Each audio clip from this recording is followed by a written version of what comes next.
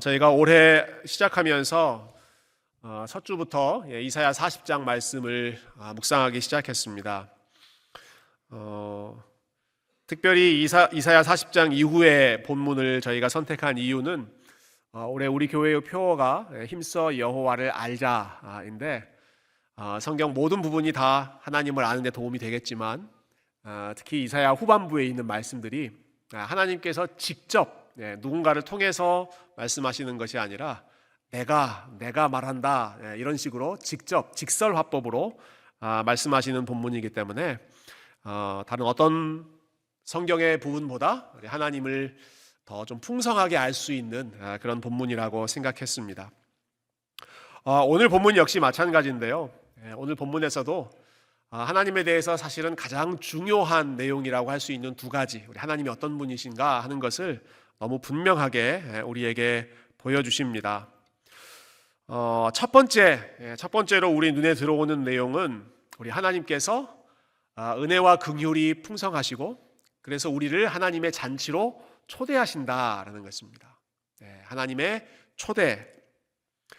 하나님의 초대장을 한번 읽어볼까요? 여러분 1절 제가 아까 읽었습니다만은 이번에는 같이 한번 읽어보죠. 1절 같이 읽어보십시다. 시작.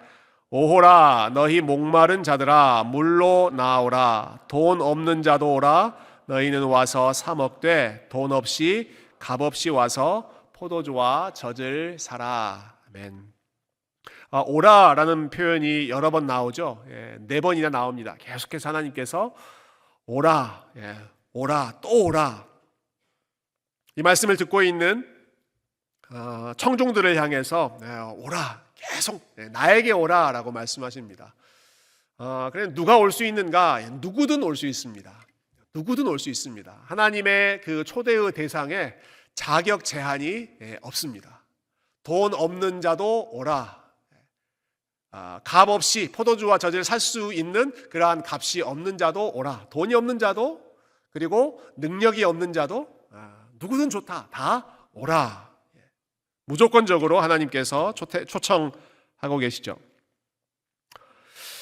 세상에서 사람들을 오라 혹은 이렇게 선발하는 그 단체의 멤버로 초청하는 그러한 과정과는 사뭇 다른 모습을 볼 수 있습니다. 여러분 일반적으로 모든 단체에서는 자격을 요구하죠. 자격을 심사합니다. 우리 청년들 많이 계시지만 여러분 학교를 들어갈 때, 대학 들어갈 때 혹은 대학원 들어갈 때 아주 엄격하게 그 자격을 심사받지 않으셨습니까? GPA가 어떤지, 에세이를 어떻게 썼는지, SAT, GRE 이런 점수들이 어떤지를 여러분이 성실하게 준비해서 나 이만큼 준비됐습니다 하고 어필하셨을 것입니다. 회사에서 직원을 채용하는 것도 마찬가지죠. 어떤 전공했는지, 또 어느 학교에서 공부를 했는지, 어떤 곳에서 인턴 생활을 했는지, 어떤 경험이 있는지, 이러한 것들을 종합적으로 고려해서 사람을 선발합니다. 아주 자격이 까다롭습니다. 여러분 최근에 아주 화제가 됐던 뉴스가 있죠. 미국 새로운 대통령이 취임하면서 아마 이 중에도 영주권 고민을 하시는 분들이 꽤 많으실 거라고 생각하는데요. 여러분 영주권 받기가 정말 쉬워졌습니다. 너무너무 영주권 받기가 쉬워졌어요. 5 밀리언만 내시면 됩니다. 그 뉴스 아세요? 영주권을 그린카드라고 불렀는데 이제 그린카드 아닙니다. 골드카드라고 불립니다. 골드카드. 누구든지 정부에 500만 불이죠. 5 밀리언이면 500만 불을 투자하면 그것을 내면 즉시 합법적으로 체류할 수 있는 영주권을 주겠다. 물론 아직 완전히 통과된 건 아니지만 백악관에서 그렇게 발표를 했으니까 그 일을 위해서 추진하지 않을까 싶습니다. 혹시 영주권이 있는 분들은 이미 500만 불을 여러분 소유하고 계시다. 안 믿어지세요? 이미 받은 거는 그냥 다 지나간 것처럼 느껴지기 때문에 여러분 세상은 이렇게 자격을 요구합니다. 돈이 있든지 점수가 있든지 아니면 스펙이 좋든지.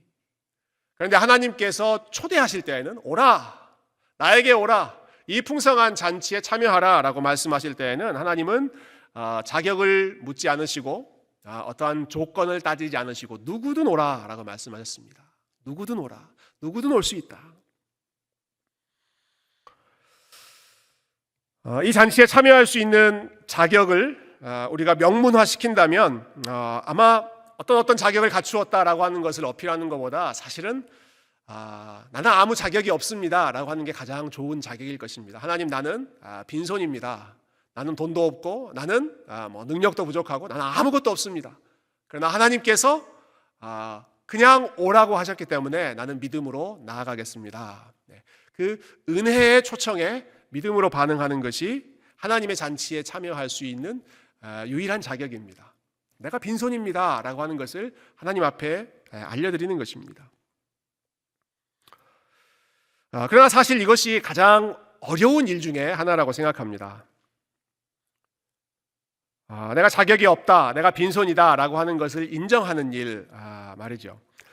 저희가 지난 주일에 부활주일을 맞이해서 부활주일 전날 토요일에 우리 홈리스 아웃리치 사역을 했습니다. 우리 다운타운에 가서 저희 교회 성도님들께서 열심히 400인분의 음식을 준비하시고 또 많은 도네이션, 또 물건, 선물, 기프트 카드, 약, 또 여러 가지 의료 서비스까지 다 준비하셔서 함께 가셨는데요.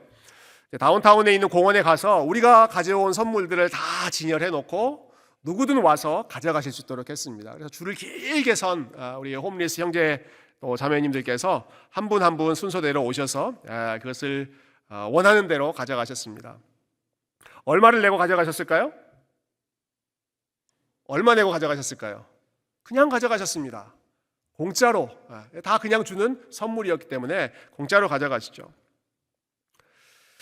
선물을 공짜로 받는 것은 좋지만 여러분, 그러기 위해서는 그 줄에 서야 됩니다. 내가 돈이 없고 내가 지금 도움이 필요한 사람입니다 라고 하는 사실을 고백을 하고 인정을 해야 거기서 선물을 공짜로 받을 수가 있습니다. 여러분, 그 현장에 여러분이 둘 중에 한 곳에 서 계셔야 한다면 여러분 어느 쪽에 서 계시고 싶으십니까? 선물을 준비해서 그 사람들에게 나눠주는 쪽에 있고 싶으십니까? 아니면 공짜로 선물을 받을 수 있는 쪽에 서 있고 싶으십니까? 공짜 좋아하시는 분들 많이 있으십니까? 여러분, 누군가를 여러분의 힘을 다해서 도와주는 쪽에 있고 싶으십니까? 아니면 도움을 받을 수밖에 없는 그러한 상황에 있고 싶으십니까? 이게 간단한 문제가 아니죠. 여러분, 아무리 준비하는 게 힘들고 번거롭고 여러 가지 수고를 해야 되는 그런 어려움이 있다고 하더라도 그래도 열심히 준비해서 도움을 줄 수 있는 쪽이 훨씬 더 뿌듯하지 않겠습니까? 마음도 뿌듯하고 성취감도 있죠. 아무것도 하지 않고 그냥 무작정 도움만 받는다, 동정만 받는다라고 하는 것은 굉장히 자존심 상하는 그러한 일입니다. 우리를 무척이나 작아지게 만드는 일이죠. 예전에 우리 교회 성도님 한 분하고 대화를 나누는데 참 재미있는 말씀 하셨어요. 아주 솔직한 말씀을 하시더라고요. 나는 누군가로부터 동정의 대상이 되기보다 질투의 대상이 되고 싶습니다. 그런 얘기 하셨어요. 동정의 대상이 아니라 질투의 대상이 되고 싶대요. 어떤 차이인지 여러분 아시죠? 동정의 대상이 된다는 건 뭡니까? 사람들이 나를 너무 불쌍히 여겨줘요. 긍휼히 여겨줘요. 내가 부족하고 내가 지금 도움이 필요하다는 사실을 알기 때문에 불쌍히 여겨줘요. 근데 그거 말고 나는 사람들이 차라리 내가 가진 것이 많아서 남들보다 더 누리는 게 많아서 나를 좀 부러워해 줬으면 좋겠다. 그게 사실 더 솔직한 마음 아닙니까? 여러분, 동정의 대상이 되고 싶으세요? 질투의 대상이 되고 싶으세요? 나는 이도저도 아니다. 나는 많은 것을 누리면서 그럼에도 불구하고 사람들이 나를 계속해서 사랑해 주면 좋겠다. 그런 사람은 없습니다, 여러분. 어느 둘 중에 한쪽에 더 가깝죠. 동정을 하거나 아니면 부러워하거나 어느 쪽을 우리가 더 원하겠습니까? 사실은 우리는 불쌍히 여김을 받는 대상보다는 그래도 내가 뭔가 있어서 누군가에게 뭔가를 해줄 수 있는 그러한 위치에 있는 것을 좋아합니다. 그러나 여러분, 하나님께서 초대하실 때 하나님의 초대에 참여할 수 있는 자격은 우리가 하나님의 긍휼의 대상이라고 하는 것을 인정하는 것입니다. 나는 하나님 앞에 내세울 수 있는 것이 없습니다. 나는 하나님이 준비하신 것을 내가 돈 주고 살 수 없습니다. 너무너무 무한히 높은 가격이기 때문에 구원이라고 하는 것, 우리 하나님의 자녀가 되는 것, 하나님의 백성이 되어서 하나님과 동행하는 것, 이것은 감히 누가 돈 주고 살 수 없을 정도로 엄청난 가치이기 때문에 하나님 앞에서 우리가 해야 할 모습은, 하나님, 저는 빈손입니다. 그러나 하나님은 저를 긍휼히 여겨주시는 분이시죠. 저를 불쌍히 여겨주시는 분이죠. 내가 없다고 해서 나를 차별하거나 무시하는 분이 아니시죠. 누구든 오라고 하신 분 아닙니까? 하나님, 나를 기쁨으로 받아주십시오. 하나님의 은혜의 손길에 우리의 비어있는 삶을 온전히 맡기는 사람이 하나님의 초대에 참여할 수 있는, 그 초대 가운데에서 풍성한 은혜를 누릴 수 있는 믿음의 백성들입니다. 여러분, 이 말씀을 지금 듣고 있는 사람들의 상황을 보면 이 사람들은 사실 돈이 없는 사람들이 아니었습니다. 부족한 사람들이 아닙니다. 여러분, 2절 한번 보시겠어요? 자, 2절 말씀 보시면 이런 말씀이 있습니다. 너희가 어찌하여 양식이 아닌 것을 위하여 은을 달아주며 배부르게 하지 못할 것을 위하여 수고하느냐. 지금 하나님은 이렇게 살고 있는 사람들에게 말씀하시는 거예요. 이 사람들은 은이 있습니다. 은이 있어요. 돈이 있습니다. 그리고 열심히 수고합니다. 뭔가를 위해서 열심히 수고하고 노력하고, 그리고 나름대로 그것을 얻은 사람들입니다. 그러나 문제는 하나님으로 그들의 마음을 채우지 않고, 그리고 하나님으로 그들의 삶의 기쁨을 삼지 않고, 은을 위해서 아니면 자기가 수고한 것으로 인해서, 자기가 성취한 어떤 것을 통해서 자신의 가치를 높이려고 하는, 하나님 없이 열심을 내고 하나님 없이 은을 열심히 사용하는 사람들이 오늘 본문의 2절에 나오는 사람들이었습니다. 이렇게 생각해 볼 수 있을 것 같아요. 이 사람들은 자신들이 가지고 있는 것이 있습니다. 손에 은도 있고 열심히 수고할 수 있는 능력도 있고 건강도 있고 여러 가지 것들을 갖추고 있는 것 같아요.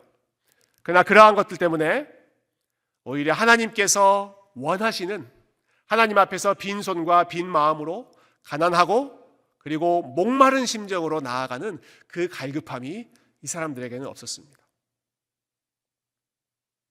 그 사람들을 향해서 하나님께서는 Come to me, 나에게 오라라고 하십니다. 너희들이 지금 수고하고 있는 그것으로는 문제가 다 해결되지 않는다는 것입니다. 아무리 그것을 열심히 수고하고 아무리 그것으로 너희의 마음을 채우려고 한다고 할지라도 그것으로 안 된다. 나에게 와라. 나에게 들어야 너희의 영혼이 살 수 있다. 빈 마음과 가난한 심령을 회복하라 라고 하는 것이죠. 여러분, 이 마음이 얼마나 중요하고 어려운지, 그래서 예수님께서 제자들에게 하나님 나라에서 가장 복된 삶이 어떤 삶인가 말씀하실 때 8가지 복이라고 하죠. 그때 제일 먼저 말씀하신 것이 이것이었습니다. 심령이 가난한 자는 복이 있나니 천국이 저희의 것이미요. 여러분, 그 말씀 기억하시죠? 심령이 가난한 자는 복이 있나니. 잊지 않도록 한번 따라서 해보실까요? 심령이 가난한 자는, 제가 좀 더 짧게 끊을게요. 심령이 가난한 자는 복이 있나니 천국이 저희의 것이미요. 심령이 가난한 자가 복이 있다고 말씀하십니다. 심령이 가난하다라는 말 우리가 쉽게 이해할 수 있지만, 특별히 어떤 한 성경 그 메시지 바이블에서는 이렇게 번역했어요. When you are at the end of your rope, you are blessed. When you are at the end of your rope, 여러분 rope 아시죠? 밧줄입니다. 밧줄. 그 밧줄의 the end of, 그 밧줄의 끝에 매달려 있는 사람은 복이 있다. 여러분, 밧줄 끝에 매달려 있는 상황이 상상이 되시죠? 밧줄 끝에 매달려 있습니다. 아슬아슬합니다. 아주 위태위태합니다. 이런 상황은 우리가 가능하면 잊고 싶지 않은 상황이죠. 너무너무 아슬아슬합니다. 살얼음 바늘 위를 걸어가는 것처럼 조마조마해야 되는 그런 상황입니다. 밧줄 끝에 매달려 있는 상황. 그런데 예수님께서는 그럴 정도로 심령이 가난한 사람이 복이 있다 말씀하시는 것입니다. 왜 그런 삶을 복이 있다고 하셨을까요? 그렇게 간절한 마음으로 다른 것 아무것도 생각하지 않고 하나님 한 분께만 간절히 매달리는 삶이 여호와를 가까이 하는 것이 나에게 가장 큰 복입니다 라는 그 시편 기자의 고백처럼 가장 복된 삶이기 때문입니다. 하나님을 가장 가까이, 하나님을 더 간절히 붙잡을 수 있기 때문에 우리가 오늘 예배를 시작할 때 불렀던 찬양처럼 목마른 내 영혼 주를 부르니 나에만 만져 주시옵소서. 여러분, 이 찬양을 그냥 밋밋하게 부르는 것이 아니라 하나님 의에 줄이고 목마르니, 하나님 제가 너무너무 갈급합니다. 하나님 나는 로프 끝에 매달려 있는 것 같습니다. 하나님 나는 너무너무 절박합니다. 하나님께서 도와주시지 않으면 나에게는 소망이 없습니다. 여러분, 이 고백을, 이 찬양을 정말로 절실하게 부를 수 있는 사람의 삶이 우리 하나님을 누구보다 가까이 할 수 있는 복된 삶인 줄로 믿습니다. 여러분의 삶이 혹시 그와 같은 상황 가운데 있다면, 어떤 이유로건, 여러분의 진로 때문이건 아니면 경제적인 이유 때문이건 아니면 뭐 신분의 문제이건 아니면 어떤 문제로건 간에 여러분이 마치 밧줄 끄틀머리를 잡고 있는 것처럼 아슬아슬하고 긴장되고 조마조마한 그러한 삶을, 그러한 시간을 보내고 계시다면 여러분, 그 시간을 헛되이 보내지 마시고 그 시간을 그냥 두려워하고 불안해하는 마음으로 보내지 마시고 그 순간에 하나님을 꽉 붙잡아서 다른 어떤 때는 만날 수 없던 그 하나님을 생생하게 만날 수 있는 복의 기회로 삼으실 수 있기를 주님의 이름으로 축원드립니다. 혹시 반대로 여러분의 삶이 좀 넉넉해지고 여유로워지고 이제 좀 살만하게 되었다 라고 생각하신다면 여러분의 마음을 꼭 단단히 지키셨으면 좋겠습니다. 여러분이 처해 있는 여유로운 상황과 넉넉한 상황이 우리 하나님을 향한 간절한 목마름을 빼앗아가지 않도록, 아무리 우리가 평안한 상황, 아무리 우리가 안락한 상황 가운데 있다고 하더라도 우리가 하나님 앞에 섰을 때에는 언제나 하나님, 나는 빈손입니다. 나는 목마른 사람입니다. 나는 가난한 심령입니다.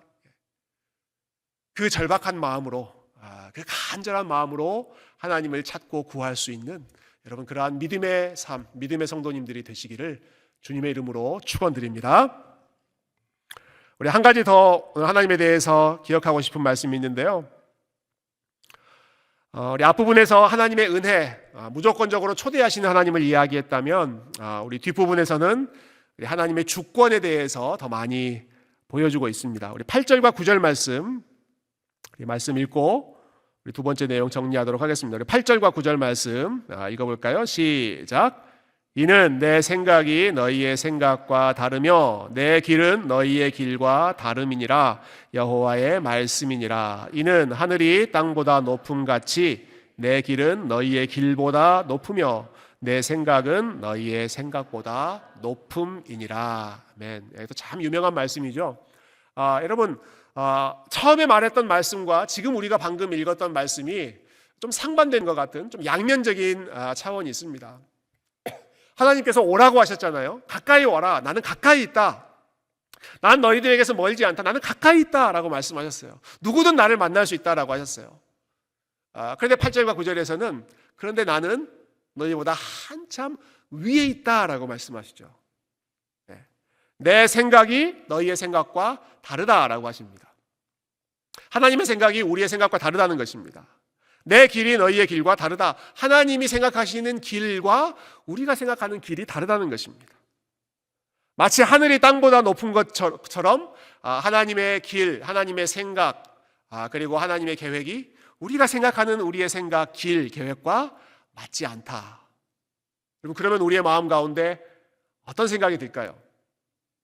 여러분, 하나님의 생각이 우리의 생각과 맞지 않을 때, 우리가 계획하는 것과 하나님의 계획이 맞지 않고 충돌할 때 여러분 어떤 마음이 여러분 속에 드십니까? 하나님의 뜻이 우리의 뜻과 좀 같았으면 좋겠는데, 내가 기대하고 내가 계획한 대로 하나님도 같이 그 방향으로 가셨으면 좋겠는데 그렇게 되지 않을 때 우리가 많이 답답한 마음이 느껴지죠. 저희가 지난 한 주 동안 새벽 기도회 때 욥기 말씀을 묵상했습니다. 우리 새벽 기도 하신 분들은 그 말씀들을 기억하실 텐데요. 여러분, 욥기는 성경에서 제일 답답한 책입니다. 속 터지는 책입니다. 욥기를 읽으면 읽을수록 이해도 안 되고 상황도 답답합니다. 지난주에 새벽 기도회 설교를 처음 시작하실 때 우리 이중원 강도사님이 이렇게 말씀하셨어요. 우리가 지난주에 고난주간을 보냈는데 이번 주는 고난주간 시즌 2입니다. 이런 말씀을 하셨어요. 고난주간이 끝났으면 좀 깨끗해져야 될 것 같은데, 여러분 저희가 지난주 부활주일 얼마나 참 기쁨으로 찬양했습니까? 나를 구한 예수님 이야기 집에서 몇 번이고 들었습니다. 너무너무 좋아서 나를 구한 예수님 이야기, 그래 예수님이 나를 구원하셨지. 할렐루야. 우리가 다 같이 일어나서 성가대는 찬양하고 우리 회종들은 또 일어나서 함께 한 마음으로 고백했습니다. 왕의 왕 주의 주, 또 길이 주가 다스리시네. 왕의 왕 주의 주, 그분이 길이 다스리신다, 영원토록 다스리신다라고 했으면 게임 끝난 것 아닙니까? 게임이 끝나야 되는 것 아닙니까? 게임 오버, 게임 끝나야 되는데 다시 새벽 기도회 때 읽는 말씀이 욥기 말씀이었어요. 그래서 제가 이걸 고난주간에 읽을 걸 처음에는 그런 생각을 좀 하다가, 근데 이게 더 낫다라는 생각이 들었어요. 우리가 부활의 기쁨을 누리고 부활의 영광을 소망해도 여전히 우리의 삶 속에서 욥기를 읽고 묵상해야 하는 그러한 상황이 여전히 계속되고 있다라고 하는 것이죠. 여러분 욥기를 보면 참 이해 안 가는 내용이 많습니다. 욥은 의로운 사람이었습니다. 선한 사람이었습니다. 그런데 욥이 누구보다 고난을 많이 받습니다. 이유를 알 수 없는 고난입니다. 잘못해서 받는 고난이 아니라 이유를 알 수 없는 특별한, 하나님만 그 이유를 아시는 그 고난을 욥이 당합니다. 욥이 고난받을 때 친구들이 찾아오죠. 그래서 욥에게 이런저런 충고를 합니다. 읽어보면 그 친구들의 말이 맞는 것 같아요.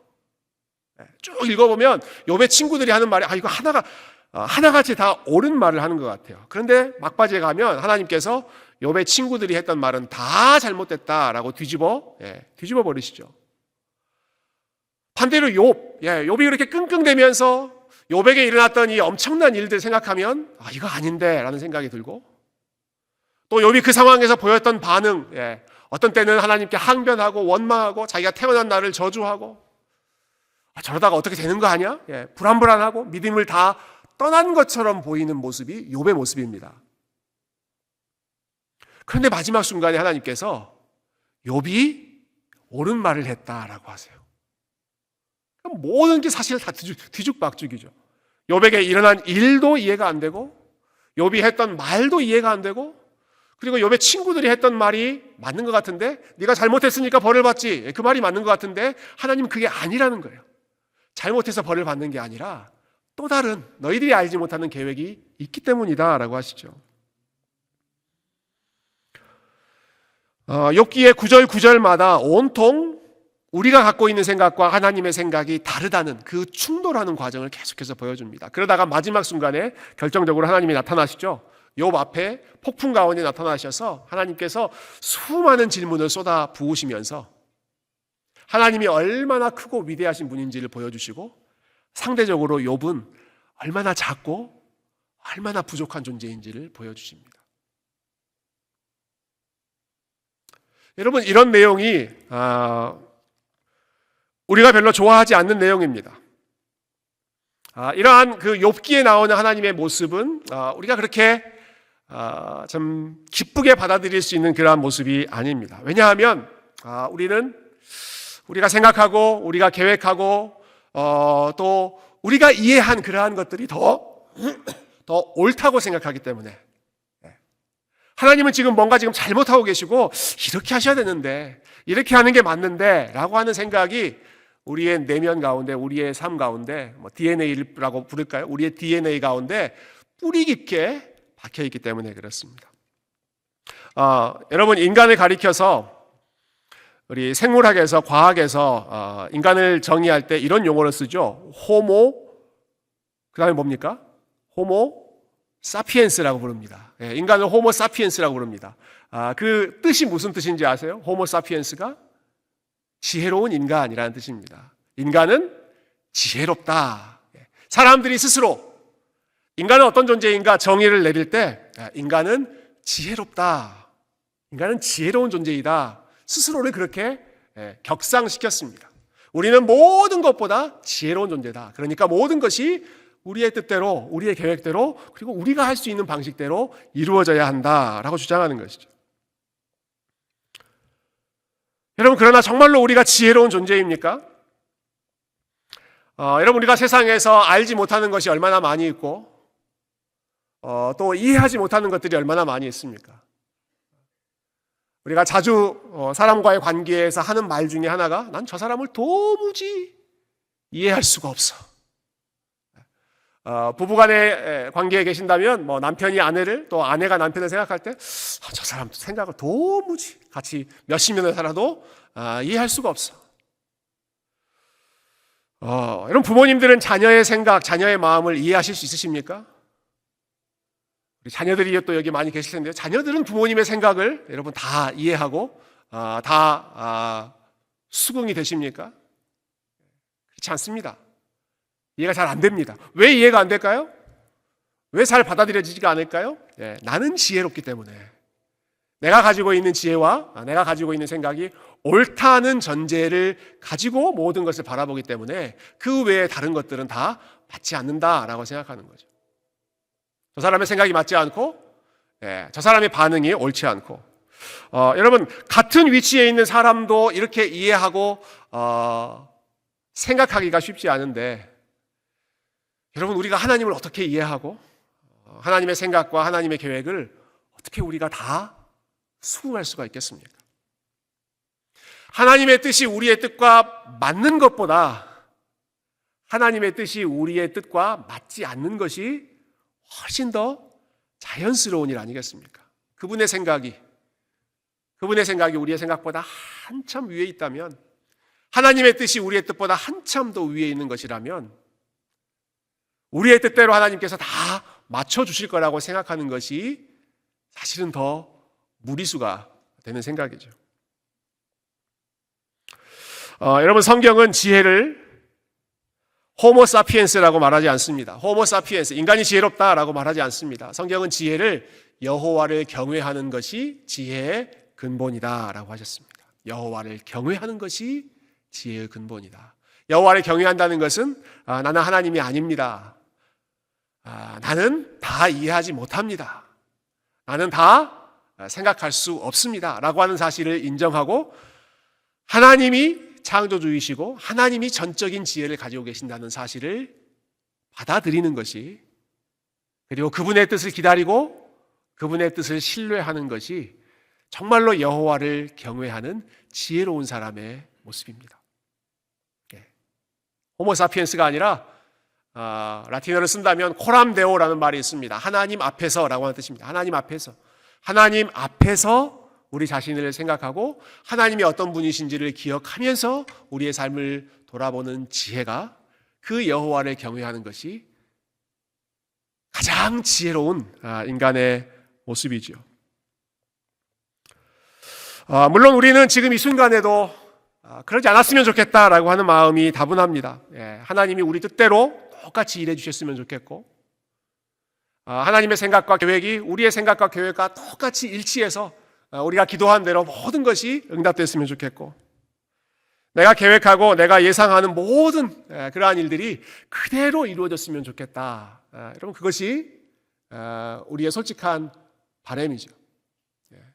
하나님께서 다 맞춰주시면 좋겠다. 저희 아이 중에 큰아이가 미술을 하고 있는데요. 이제 뭐 연말에 또 이제 대학 입시 이제 준비하다 보니까 뭐 이것저것 열심히 뭘 하려고 합니다. 그래서 어제 미술 대회가 있었다고 그래요.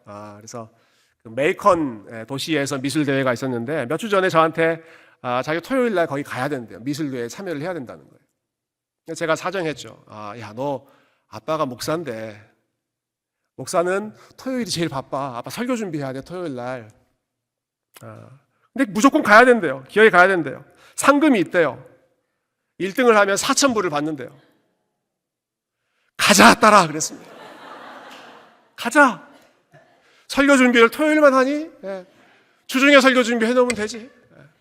제 아이가 열심히 미술 대회 참여하고 있을 때 저는 옆에서 그래서 제가 오늘 이 노트에 제가 설교 준비를 했는데 어제 여기에 열심히 설교 준비를 했습니다. 가자. 4,000부를 향하여.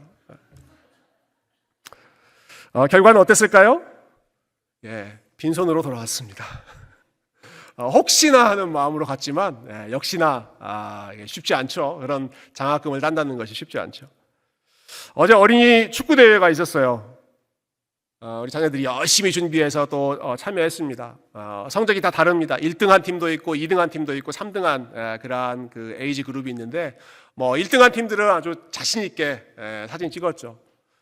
근데 2등 했던 학생들의 사진이 아주 재밌더라고요. 2등 했던 친구들이 누가 보더라도 사진 찍고 싶지 않은 표정입니다. 트로피를 들고 있긴 하지만 억울하고 아깝고 보니까 그냥 눈이 퉁퉁 부어있는 애도 있고 징계에 그냥 분해서 그런 아이들이 아마 사진 찍으라고 하니까 울며 겨자 먹기로 그렇게 사진 찍었던 아이들이 있었던 것 같아요. 여러분, 뜻대로 안 되는 것들이 많이 있지 않겠습니까? 욕심을 내고 또 상을 내고 상을 욕심내고 그러지만 어떻게 다 이기고 어떻게 다 우리가 상을 받고 어떻게 모든 일들이 다 우리가 원하는 대로 우리가 기대하는 대로 다 이루어지겠습니까? 여러분, 우리가 하나님이 아님을 기억하는 것이 지혜입니다. 여호와를 경외하는 것이 지혜이다. 모든 것이 내 뜻대로 이루어지지 않지만 하나님의 뜻이 나의 뜻보다 훨씬 더 높지만 하나님은 나의 삶을 통해서 나의 뜻이 아니라 하나님의 뜻을 이루어가지만 그러나 그분의 뜻이 나의 뜻보다 나의 계획보다 언제나 더 옳다. 그분의 뜻이 언제나 더 맞다. 여러분, 그것을 믿음으로 고백할 수 있는 저와 여러분이 될 수 있기를 소망합니다. 우리 마지막 말씀 한 구절 읽고 말씀 정리하죠. 10절과 11절 말씀 우리 이 맥락에서 꼭 기억했으면 좋겠는데요. 10절과 11절 우리 믿음으로 한번 읽어보면 좋겠습니다. 시작. 이는 비와 눈이 하늘로부터 내려서 그리로 되돌아가지 아니하고 땅을 적셔서 소출이 나게 하며 싹이 나게 하여 파종하는 자에게는 종자를 주며 먹는 자에게는 양식을 줌과 같이 내 입에서 나가는 말도 이와 같이 헛되이 내게로 되돌아오지 아니하고 나의 기뻐하는 뜻을 이루며 내가 보낸 일에 형통함이니라. 아멘. 하나님께서 내 생각과 너의 생각은 다르다. 너희들의 계획이 이루어지지 않을 수 있다라고 하는 사실을 말씀하신 다음에 직후에 하시는 말씀이에요. 그런데 내 입에서 나가는 말은 절대로 헛되이 끝나지 않는다 하시죠. 나는 빈말하지 않는다. 내 입에서 나가는 말은 반드시 아무 일 없이 돌아오는 것이 아니라 나의 기뻐하는 뜻을 이루며 내가 보낸 일에 형통한 그 결과물을 만들어 낼 것이다. 그 마음으로 저와 여러분을 하나님께서 초대하셨습니다. 하나님의 초대를 받고 하나님께 믿음으로 나아가고 하나님께 우리의 삶을 온전히 맡기는 사람들의 삶 속에서는 하나님께서 약속하신 것처럼 그분의 입에서 나간 말과 그분께서 우리의 삶 속에서 시작하신 일들을 절대로 헛되이 끝내지 않으시고 하나님이 기뻐하시는 뜻을 온전히 형통하게 하나님께서 완성하여 그분의 영광을 그리고 저와 여러분의 유익을 우리 하나님께서 마침내 이루어내실 줄로 믿습니다. 그 믿음으로 어려운 순간에 더 하나님 앞에 매달리고 또 하나님을 신뢰하며 찬양할 수 있는 우리 귀한 성도님들 다 되시기를 주님의 이름으로 축원드립니다.